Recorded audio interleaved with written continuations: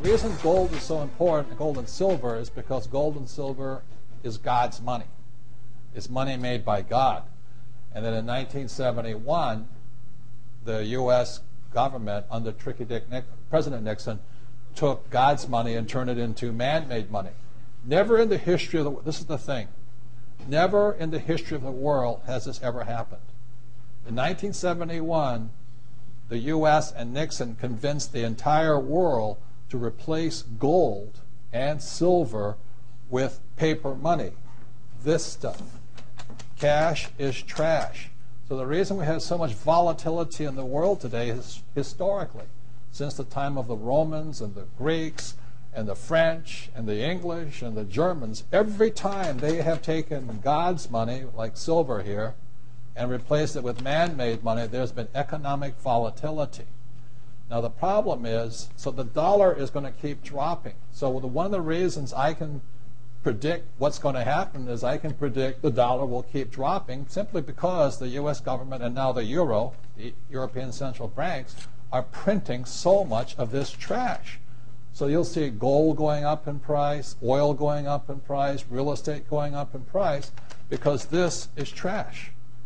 So that's what happened in 1971, has happened throughout history. And the reason this current election doesn't make any difference is the only person that can put this back in place is a strong, charismatic leader. People like Julius Caesar, Napoleon. That's why they were such great leaders, was they actually replaced this with this.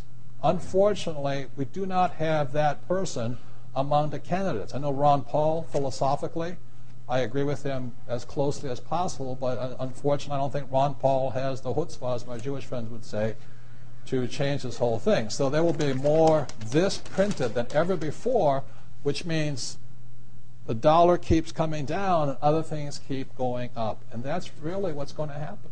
It's predictable. And eventually this will go to its true worth, zero.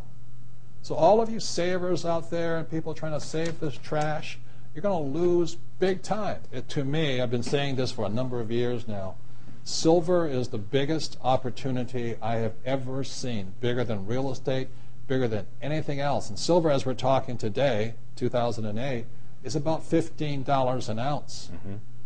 There's less than 10-year supply worth of silver on planet Earth. The difference between gold and silver is gold is hoarded, silver is consumed. Silver is an industrial precious metal. It is used in cell phones, telephones, computers, electric lights, everywhere. The more information age we become, the more we use silver.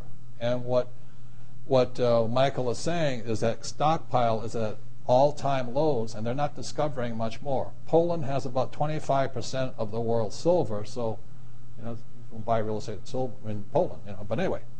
So when people say, Mexico too. Yeah, where am I investing? I say, I'm investing in the world. I say, what do you mean by that? It says, I'm investing in a metal that is consumed throughout the world. So I buy a little gold, but I've been buying silver. Kim and I've been buying silver since it was about $4 an ounce. And we stockpile it, we buy ETFs, we buy anything we can in that stuff.